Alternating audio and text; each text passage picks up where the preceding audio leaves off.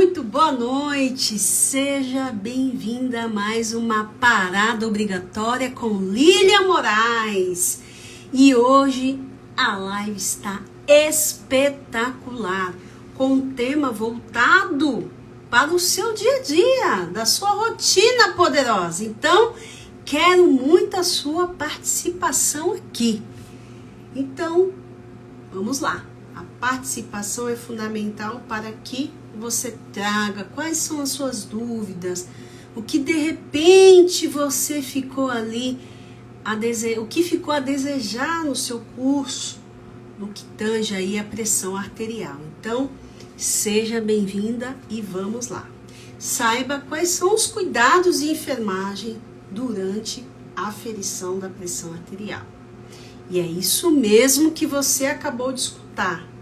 Cuidados de enfermagem durante a aferição da pressão. O que significa isso? A pressão arterial não é só aquilo que você aprende lá, não. É a sistólica, é a diastólica, ponto, acabou. É assim que você vai mensurar e você acaba aprendendo essa prática ali no laboratório de enfermagem. Depois vai lá para o seu estágio, aprende lá a aferir no paciente, mas os cuidados são, por vezes, banalizados. E o que eu quero dizer com isso, poderosa? Eu quero dizer que se você não se atentar e estudar sobre os cuidados, você vai ficar para trás no processo seletivo. Mas como assim? Não é só colocar lá o manguito, né? O esteto lá para auscultar o primeiro som de Korotchkov, que é a sístole, né? E o relaxamento, não é só aprender isso. Não é só sobre isso quando falamos de pressão arterial.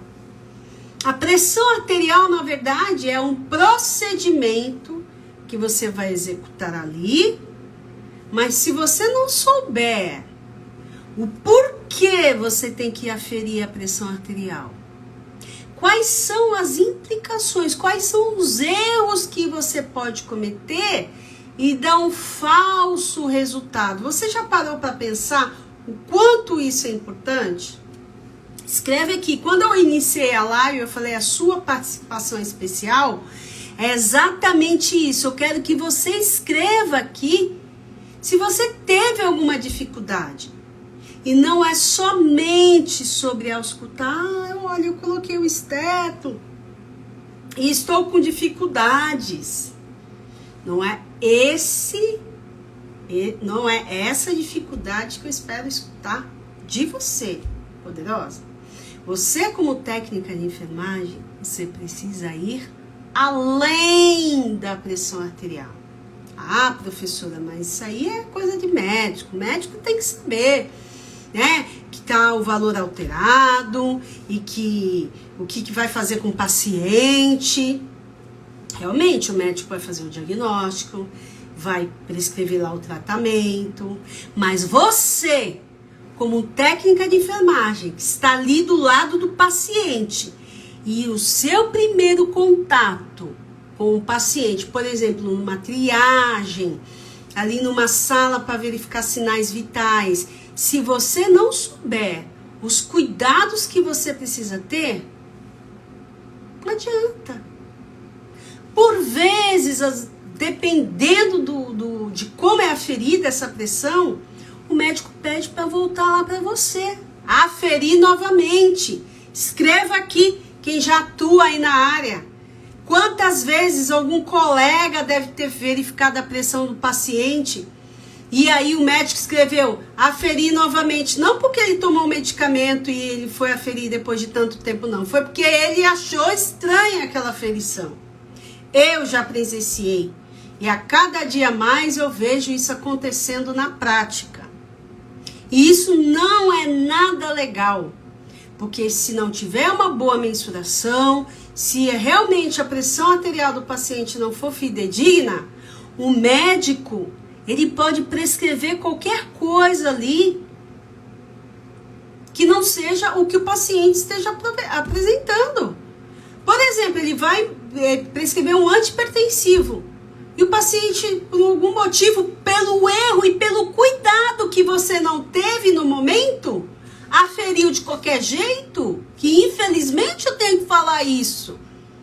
Para você, poderosa, que está aqui nesse canal, seguindo, participando e com esse conteúdo, não vai fazer o mesmo erro que o coleguinha lá fez.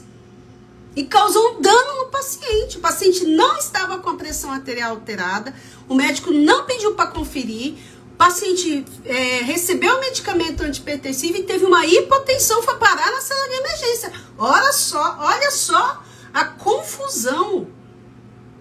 E aí não adianta só lá no estágio, só lá no curso técnico, ficar um lá no outro, um coleguinha no outro aferindo. Não é sobre isso. É além. Então, quando eu trago um tema aqui, que eu exponho isso, saiba como evitar erros, quais são os cuidados de enfermagem que você pode evitar, que você pode executar, quais os cuidados que você pode executar para que você não pratique um erro desse, que eu acabei de falar, que são fatos que já aconteceram, não é uma vez ou duas, não. Acontece a todo momento. Então, a pressão arterial vai além da sistólica, diastólica, né? Que é todo aquele conceito. Vai de todo um cuidado. Então, por isso que o tema é esse. Saiba os cuidados de enfermagem na aferição da pressão arterial. Eu não vou dar aula de fisiologia cardíaca. Eu não vou falar de artérias, de ventrículos átrios. Eu vou falar da forma mais simples que você deve saber como técnica de enfermagem. E eu quero que vocês coloquem aqui no comentário se realmente em algum momento você teve que aferir novamente porque o colega que verificou ali não fez da forma exata, ou então teve alguma alteração por conta do aparelho. Isso realmente acontece bastante, mas se você não sabe o que pode gerar, como que você vai atuar? Você é uma técnica de enfermagem poderosa. Entende sim quais são as implicações de um erro numa aferição que pode inferir lá no diagnóstico errado do paciente. Olha aqui, a Lu já respondeu sim, já presenciou, e isso realmente, Lu, acontece a todo momento. E você precisa estar atenta, não falar assim, a responsabilidade é do médico. Não, a responsabilidade é sua, que se você é profissional, que está executando ali a técnica, você deve saber quais são os cuidados que você deve orientar para o paciente. Orientação não é só coisa de enfermeiro, de médico, não. Você é uma profissional da saúde. Está lá no código de ética, todos os seus deveres, todas as suas responsabilidades. Mas tem gente que esquece e leva pau no processo seletivo. Não sabe. E aí quando cai, fica decorando tanta coisa, tanta prática, quando cai uma questão sobre os cuidados de enfermagem na pressão arterial, não desempenha bem. E olha só, eu fiz uma enquete. Você conhece os principais erros que devem ser evitados durante a aferição da pressão arterial? Eu sempre faço, eu já trouxe isso em várias lives e hoje eu vou repetir. Tudo que eu trago de conteúdo aqui tem embasamento científico, sai de artigos, de livros, de fontes seguras, de pesquisas que eu faço com você. Porque não adianta fazer uma pesquisa, uma enquete e guardar o resultado para mim. O maior interessado aqui, poderosa, é você. E o conteúdo é preparado aqui para você, na melhor qualidade. E essa enquete, quando eu fiz, eu me surpreendi, porque ainda 50% falam que sim, né? Que conhece os erros que devem ser evitados, mas também 50% não conhecem. Então, se 50% desse público não conhece os erros que devem ser evitados, ele deve estar cometendo esse erro em todos os plantões que ele faz aí por aí afora. E aí é muito triste, porque quem vai sofrer as consequências? O paciente. Então, antes de começar a falar dos cuidados de enfermagem, né, o que é a pressão arterial? É tudo aquilo que você já conhece, né? É a força que o sangue bate ali na parede das artérias, que exerce na parede das artérias durante a contração ventricular. Então, se eu tenho uma pressão que é a sistólica, que é a mais alta, né? Trata-se daquela pressão que o sangue exerce ali quando contrai, né? Os ventrículos ali durante a sístole. Então, esse primeiro tum de Korotchikov lá, o primeiro som, é a sístole, é aquela força que o sangue exerce na artéria quando tem a contração da ventricular, tá? E a diástole é o relaxamento, né? Quando é observado no momento ali, né, do relaxamento ventricular. Então, o primeiro, né, é aquela pancada, né? Aquela contração que o ventrículo ejeta o sangue, e isso é sentido nas artérias. E quando relaxa, né, é a diástole, que a gente chama da pressão mínima, tá? É o básico que você sabe ali durante a aferição da pressão com esfigmo manual ou digital. Aí vai depender do modelo, ou monitor, né? Vai depender do modelo adotado lá na sua unidade. Lembrando que estes aparelhos, independente do modelo, tá? Eles precisam sofrer ali uma inspeção, uma manutenção periódica, independente. Ah, mas é porque o aparelho é digital que precisa ter a calibração, né? Não, a manutenção também é do esfigmo lá manual, do aparelho do monitor, tá? Independente disso, isso é uma prática de segurança, inclusive. A manutenção dos equipamentos médico-hospitalar é uma das exigências da Anvisa e dos protocolos de segurança. Não tem problema nenhum você utilizar um aparelho digital, desde que ele tenha o selinho da Anvisa, né, que ele foi fiscalizado ali pelos órgãos, que você faça a aferição da forma adequada e que ele esteja calibrado periodicamente. E você, que está ali na linha de frente, você sabe quando o aparelho está descalibrado. Você está ali manipulando, você sabe. Começou a verificar a pressão do paciente, viu que deu muita alteração, troca de aparelho. Principalmente se durante lá, né, a aferição, e eu vou falar aqui quais os erros que você deve evitar, eu vou trazer essa questão aqui para você, e quais são os cuidados que você deve exercer lá durante essa aferição no paciente. Você deve perguntar, olha, o senhor é hipertenso, faz uso de algum medicamento, o senhor, a senhora, enfim, dependendo do que é o paciente.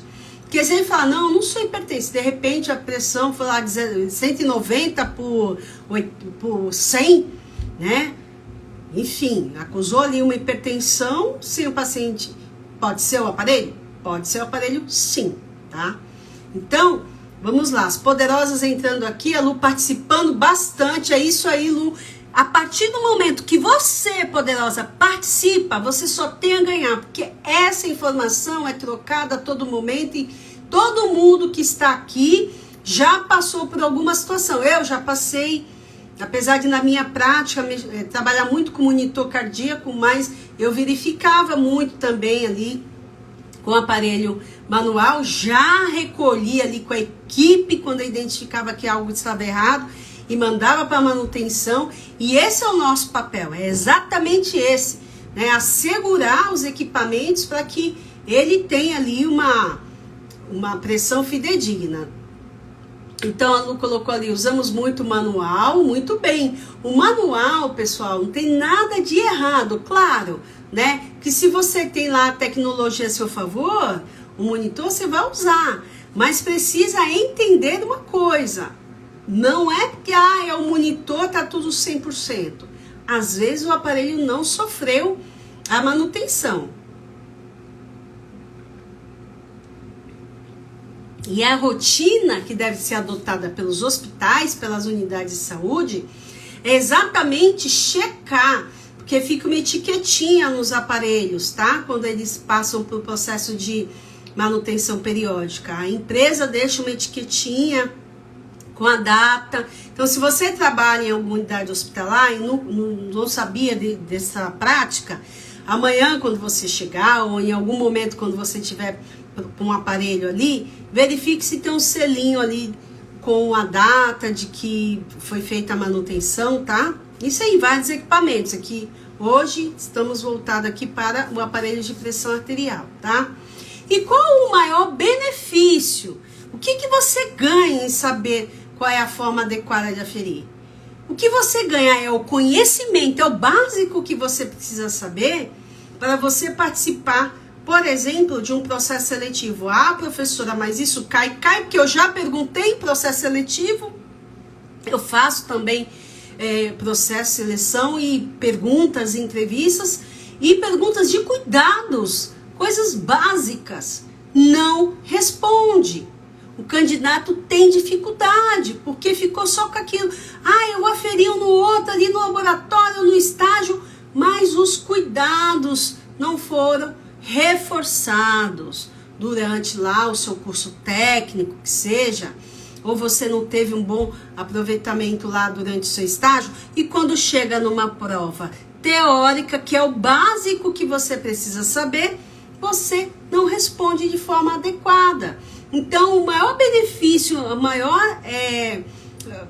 o que você tem de positivo sabendo é que você, se essa questão cair em alguma prova, você será aí um destaque no seu processo seletivo, tá? Então, aqui é uma oportunidade de você aprender o conteúdo para que, se você, poderosa, estiver participando do processo seletivo, você vai lembrar das minhas palavras.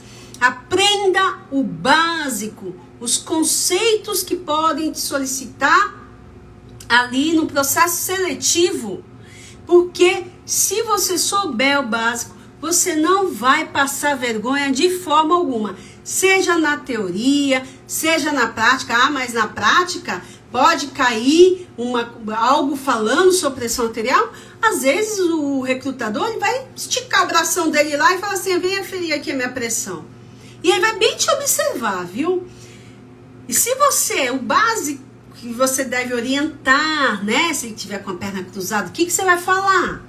Né? Você vai pedir para ele descruzar? Não vai? Se você não sabe quais são os erros, o que pode influenciar numa pressão arterial, você vai deixar ele de perna cruzada e vai dar tudo errado. Porque você não observou que isso pode dar uma alteração. Então, veja bem, o quanto de conteúdo você está tendo acesso aqui que pode te ajudar nesse processo. Então, por onde você deve começar a identificar os erros? Veja bem, tudo que é passível de vasoconstrição nos vasos, isso pode alterar a pressão arterial, tá? Então, é importante você saber o que deve ser evitado. Se você, pelo menos, saber o que deve ser evitado para evitar falsos resultados, você já está um passo à frente de qualquer candidato que esteja com você ali na sala, tá? Então, vamos lá. A enfermeira que eu trabalhei pedia para usar o manual, sem problema nenhum, desde que o manual estivesse com a calibração ok. Não há problema, independente do aparelho, da característica do aparelho. Ele sendo um aparelho liberado pela Anvisa, né, com selo que pode ser utilizado, e com a calibração em dia, sem problema algum. Agora, tem instituições que os profissionais, que os médicos pedem sim para verificar, no caso aí no manual, tá? Isso é porque provavelmente foi identificado algum erro em algum dos aparelhos utilizados, e aí reforça essa informação, mas não é uma informação poderosa 100%, tá? Às vezes você que tá aqui, Lilian, minha xará, você que está aqui, você pode trabalhar numa outra unidade hospitalar que usa o monitor, tá ótimo também, não tem problema algum, tá? Só não pode confundir e achar que é só o manual que pode usar, não. Pode usar desde que tenha esses critérios que eu coloquei. Então, vamos partir para os erros mais frequentes que você deve evitar para que não ocorra ali um falso resultado, tá? Então, o mau posicionamento, né, do paciente na cadeira. O que significa isso? Às vezes o paciente vai chegar correndo e vai sentar de qualquer jeito. Se ele cruzar a perna ali, ó, já era. E se você não souber que isso pode influenciar, pode garrotear a circulação, pode dar uma vasoconstrição, você vai deixar. E isso não pode acontecer. Então, o jeito, a posição é um erro se ele não sentar, né? Eu vou falar depois qual é a posição adequada. Mas tem que saber que se tiver mal posicionado na cadeira, né? Tem gente que já senta assim, cruza a perna, já pode dar uma alteração, tá? Braços dobrados. Às vezes o paciente você vai aferir a pressão do paciente, o paciente está com o braço assim, né? Ou então tá cheio de roupa de manga, de lã. Isso dificulta, tá? A braçadeira, ela tem que estar ali 40% da circunferência do braço, né? E 80% aí de comprimento. Então, se tiver roupa ali, tiver agasalho, isso acontece muito com o idoso, né? Porque o idoso sente frio. Então, ele já chega lá na unidade hospitalar, pode estar o sol que for, né? Ele vai estar ali de blusa de manga comprida, tá? Então, também, o braço tem que ser despido, tá bom? Outra coisa, o paciente gosta de um bate-papo, né? Gosta de chegar conversando. Se o paciente estiver querendo falar alguma coisa, ele precisa, no mínimo, de 3 a 5 minutos, ó, caladinho ali, sem falar muito. Outro erro, paciente fumante. Ah, mas como eu vou saber se ele é fumante? Essas perguntas precisam estar na ponta da língua. O senhor fumou nos últimos 30 minutos? Fez alguma atividade física? Tomou um cafezinho? Eu nunca vou esquecer, né? Tinha paciente que atendia, que ele ia sempre de manhãzinha aferir a pressão. E aí com cheiro de cigarro, de café, passava a tomar o cafezinho dele, o cigarro, e ia lá aferir a pressão.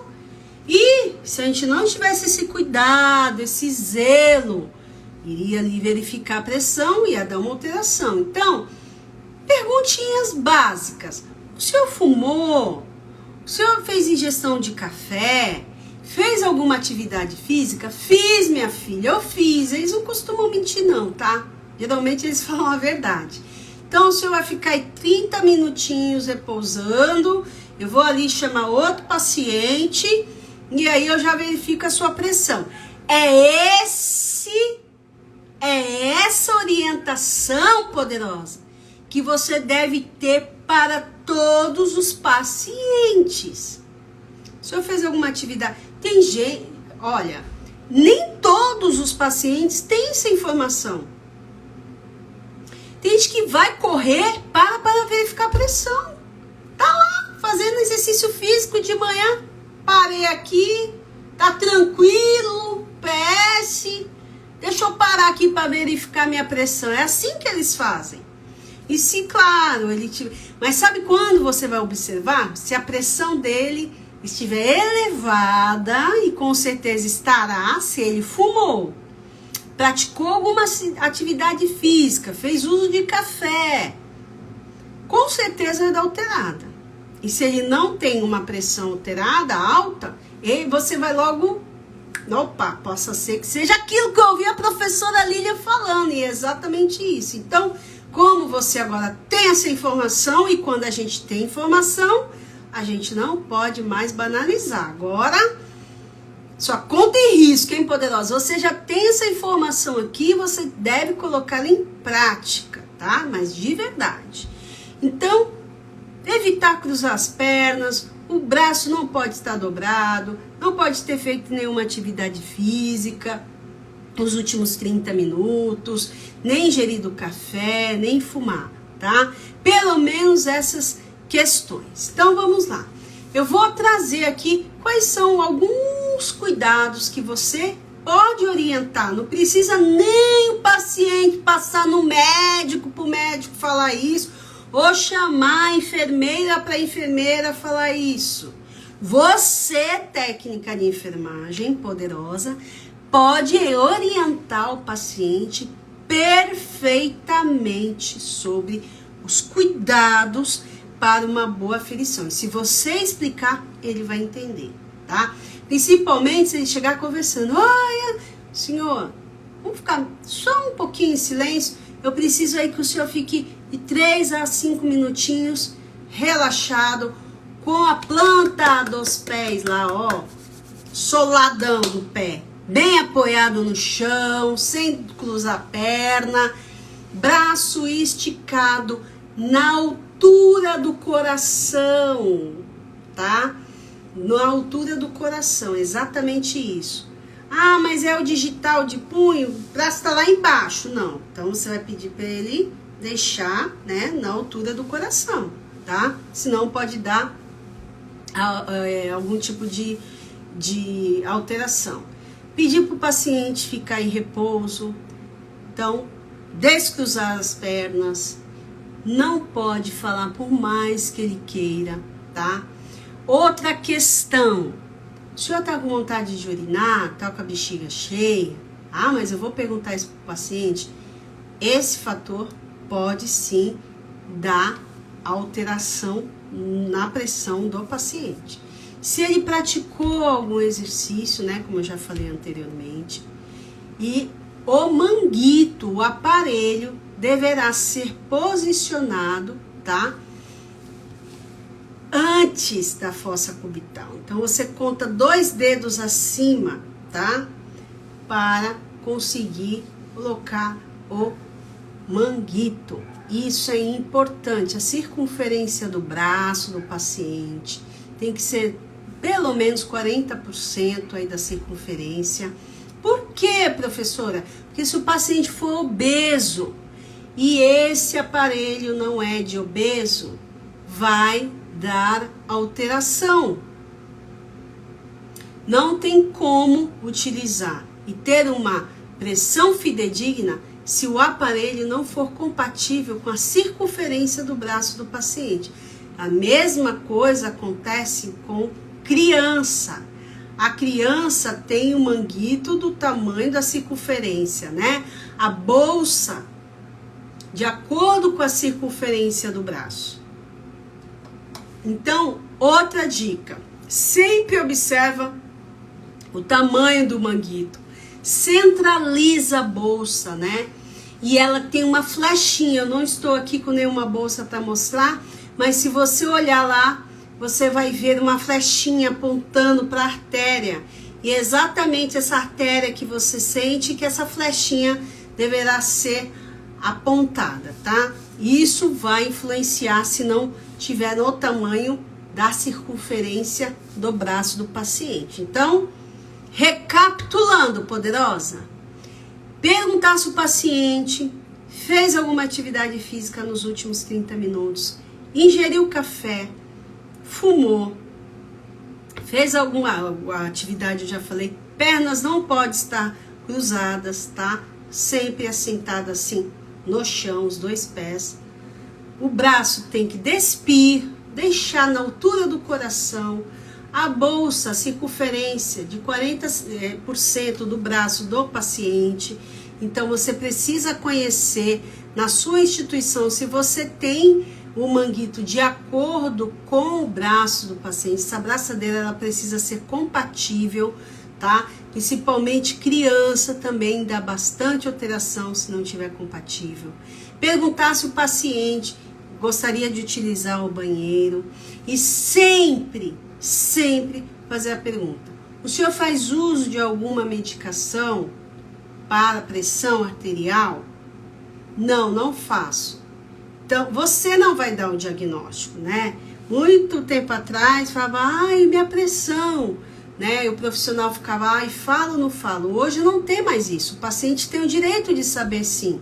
Se a pressão dele saiu, né? Tá lá no estágio 1, entre 140 por 159 a sistólica e 90 por 99, ele está ali numa hipertensão leve estágio 1. Mas não é você que vai dar esse diagnóstico, é o médico. Mas você pode falar para o paciente? Pode falar, tá? É o direito do paciente. Ele tem direito a acesso à informação, né, que diz respeito aos sinais vitais dele. E eu trago essa informação, Poderosa, porque um tempo atrás, muito, né, se julgava, pode falar para o paciente a pressão. E se você não falar, vai dar no mesmo, que a ansiedade vai ser o mesmo. Qual o valor da minha pressão? Não, conversa com o seu médico. Não posso falar. Se o paciente se é para evitar a ansiedade, vai aumentar a ansiedade dele. Pensa bem, uma pessoa escondendo de você. Tá na cara que tem alguma coisa errada. Então, ser mais transparente, claro, dependendo dos níveis pressóricos, né? Se tiver uma pressão arterial 220 por 180, ou por 200 por 150, hipertensão grave, é direto para a sala de emergência, né?